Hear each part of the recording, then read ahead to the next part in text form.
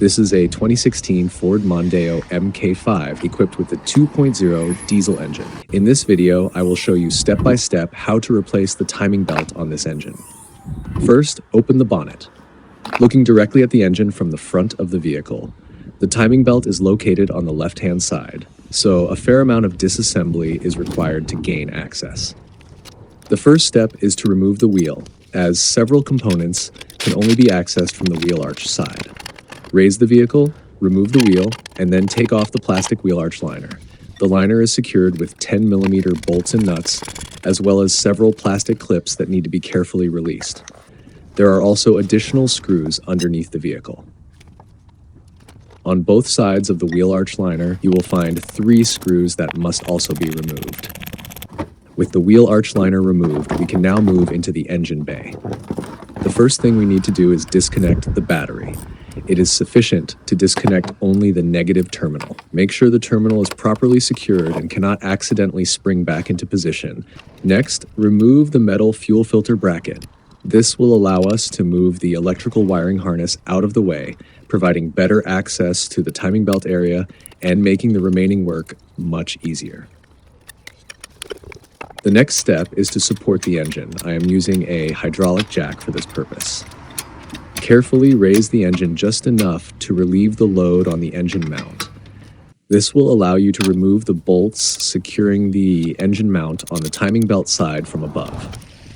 The engine mount is secured by 3 bolts on the engine side and 2 bolts on the body side. Remove all of these bolts before taking the engine mount out of the vehicle.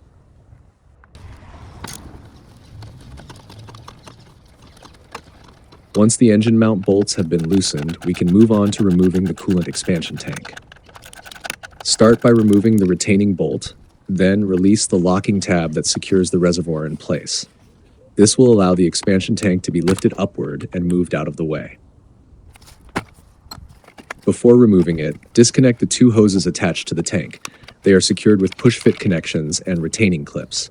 In some cases, it may also be helpful to gently move the relay mounted next to the expansion tank to create additional working space. We can now safely remove the engine mount from the vehicle. With the engine mount out of the way, access to the timing belt area is significantly improved.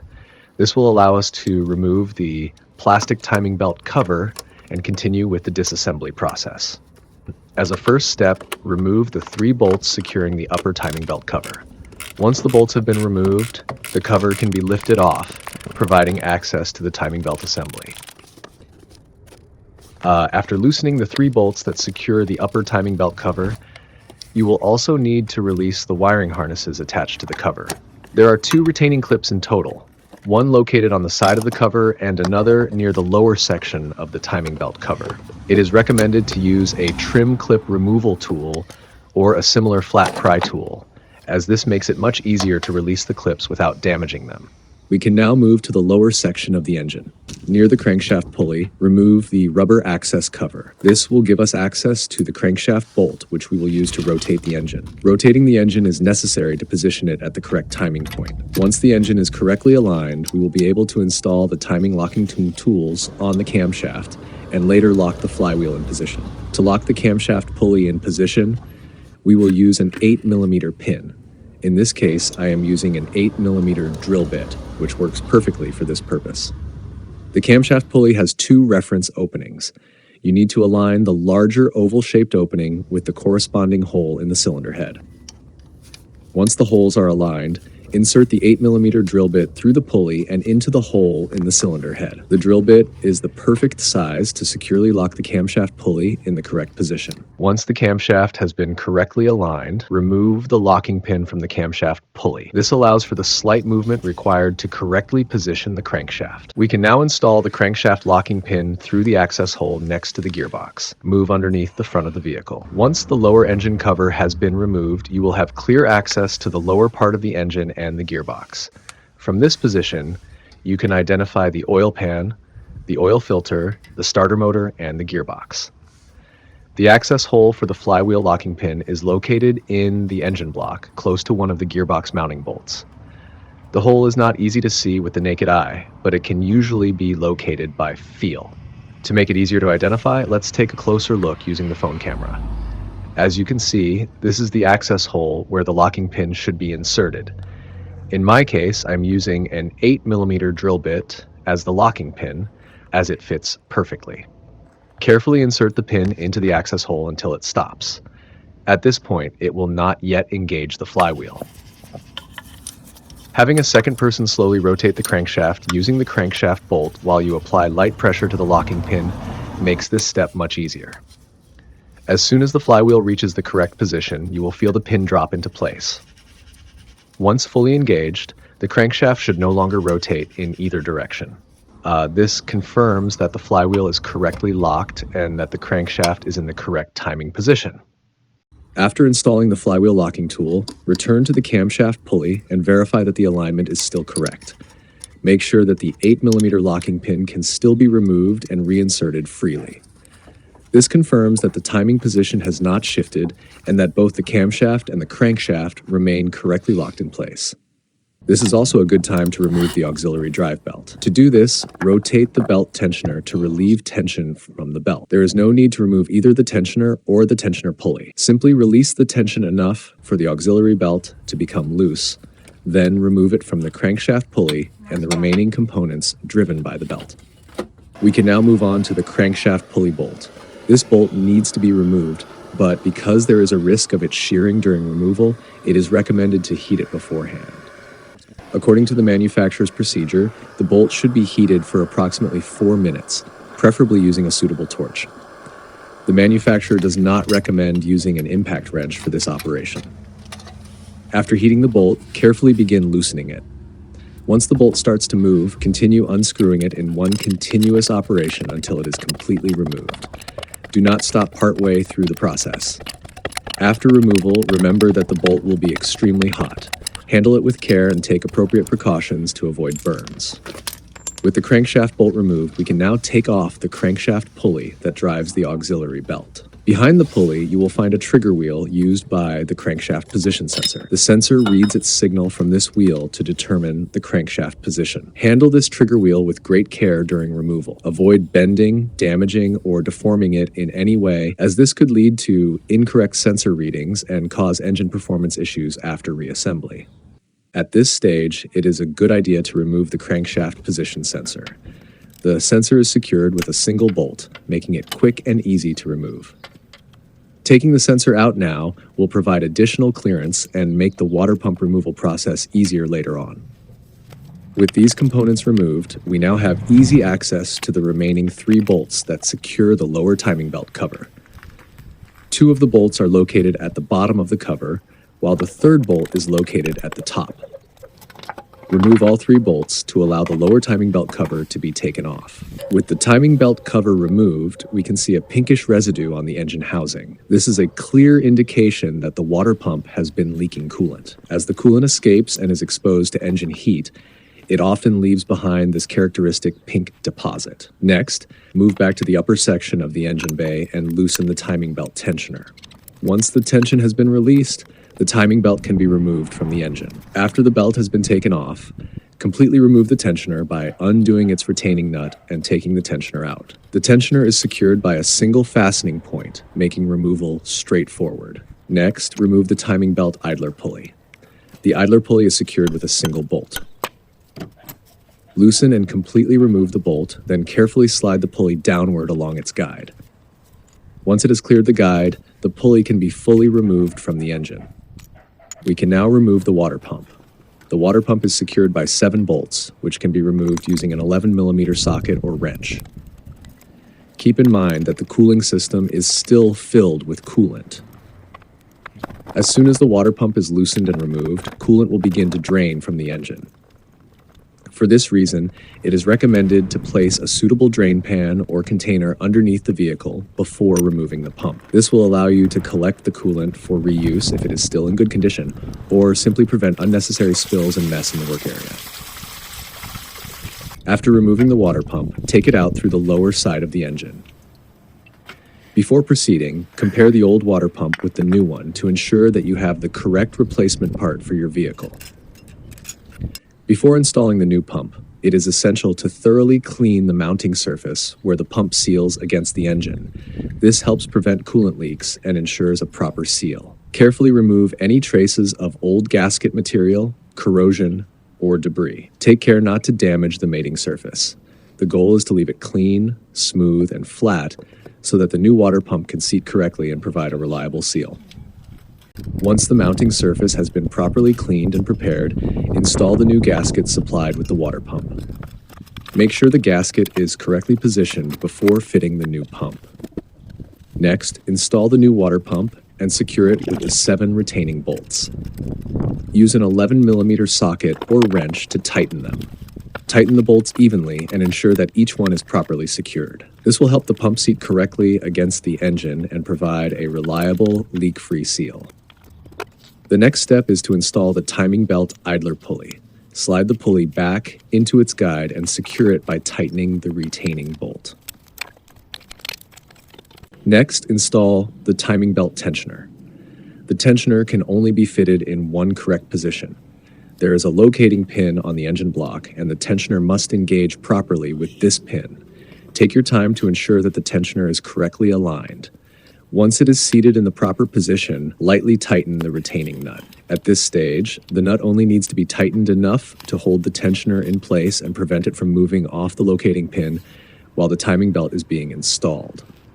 Before installing the new timing belt, thoroughly clean and degrease the entire timing belt area. I typically use brake cleaner for this purpose, especially in areas where there are traces of coolant residue or any other contaminants that may have accumulated around the timing belt side of the engine. It is important to ensure that all timing components remain clean and free from oil, coolant, or other fluids that could affect belt performance. Also, make sure to clean out and blow away any debris from the crankshaft bolt hole. This will help ensure that the new crankshaft bolt can be installed correctly and tightened to the proper specification. The timing belt sprocket on the crankshaft has a small amount of movement and can be rotated slightly from side to side within the limits allowed by the locking pin. When installing the timing belt, it is important that the crankshaft sprocket is positioned correctly against the locking pin. The pin should be in contact with only one side of the slot inside the sprocket. Specifically, the locking pin should be touching the right-hand side of the inner slot in the crankshaft sprocket. We are now ready to install the new timing belt. I prefer to start from the top of the engine by fitting the belt onto the camshaft pulley first. From there, route the belt around the remaining timing system components and pulleys, making sure it is correctly seated on each one. Before tensioning the timing belt, verify once again that the crankshaft sprocket is still in the correct position. The locking pin should remain in contact with the right-hand side of the inner slot in the crankshaft sprocket. As shown earlier, the sprocket must be resting against the pin on this side and should not have shifted during belt installation. Confirming this position is important to ensure accurate timing alignment before proceeding to the next step. We can now tension the timing belt. Start by removing the locking pin from the tensioner. Once the pin is removed, the tensioner will apply its initial preload to the timing belt. After removing the locking pin from the tensioner and allowing the belt to take up its initial tension, check the position of the crankshaft sprocket. At this stage, the locking pin should be positioned approximately in the center of the inner slot in the crankshaft sprocket. This is an important visual confirmation that the timing belt has been installed correctly and that the crankshaft sprocket is in the proper position. We can now proceed with the final adjustment of the timing belt tensioner. The timing belt must be tensioned correctly, and the built-in indicator on the tensioner will help us achieve the proper setting. Using an Allen key, adjust the tensioner by rotating it counterclockwise. As you make the adjustment, monitor the tension indicator on the tensioner. The indicator pointer should be positioned within the specified reference window, ideally centered between the alignment marks. This ensures that the timing belt tension is set correctly according to specification. Once the indicator is in the correct position, hold the tensioner steady and tighten the retaining nut. This will lock the tensioner in place and ensure that the adjustment remains unchanged during engine operation. We can now reinstall the lower plastic timing belt cover. The cover is secured with 3 bolts, 2 at the bottom and 1 at the top. Install the cover and tighten all 3 bolts securely. Next, reinstall the trigger wheel used by the crankshaft position sensor. This component can only be installed in one orientation, so align it carefully and ensure that the locating pin engages with the corresponding slot. After that, reinstall the crankshaft pulley that drives the auxiliary serpentine belt. Like the trigger wheel, the pulley can only be fitted in one position. Make sure the locating pin aligns correctly with the matching recess in the pulley before installation. Before installing the crankshaft bolt, remember to fit the washer and apply a suitable thread locking compound, preferably a medium-strength blue thread locker. Once everything is correctly aligned, tighten the crankshaft bolt to the specified torque according to the manufacturer's procedure. We can now remove the locking pin from the camshaft pulley, as well as the locking tool from the flywheel. Once both locking tools have been removed, it is highly recommended to rotate the engine by hand through at least 2 complete revolutions. This helps verify that the timing has been set correctly and confirms that there is no interference between the valves and the pistons. Using a suitable wrench on the crankshaft bolt, slowly turn the engine through a minimum of 2 full rotations while checking that everything moves smoothly and without resistance. After completing the 2 full engine revolutions, I personally recommend rechecking the timing alignment. Rotate the engine back to the timing position and verify that both locking tools can be inserted freely into their respective locations without forcing them. If the camshaft locking pin and the flywheel locking tool both fit easily and correctly, this provides additional confirmation that the timing has been set accurately and that the engine is correctly synchronized. Once the check has been completed, remove both locking tools so that the engine is left completely free of any timing locks before reassembly continues. We can now reinstall the auxiliary drive belt. It is often easier to do this with the help of a second person. One person can hold the belt tensioner in the released position while the other routes and installs the belt according to the correct belt routing diagram. Next, reinstall the upper plastic timing belt cover and secure it with the 3 retaining bolts. From underneath the engine, reinstall the crankshaft position sensor and secure it with its single retaining bolt. Return to the top of the engine bay and reinstall the engine mount. The mount is secured with 3 bolts on the engine side and 2 bolts on the body side. Tighten all fasteners to the manufacturer's specified torque. Reinstall the coolant expansion tank by sliding it back into its mounting bracket and securing it with the retaining bolt. Reconnect the 2 coolant hoses and reconnect all electrical connectors that were disconnected during disassembly. Refit the wiring harnesses into their original retaining clips and guides to ensure proper routing and secure support. Reinstall any remaining brackets and fasteners that were removed earlier in the process. Do not forget to reconnect the engine ground cable to the engine bracket. Next, refill the cooling system with coolant and reinstall the upper metal fuel filter cover. Reconnect the battery terminal. At this point, start the engine and allow it to idle. Verify that the engine runs smoothly and that there are no unusual noises, warning lights, or coolant leaks.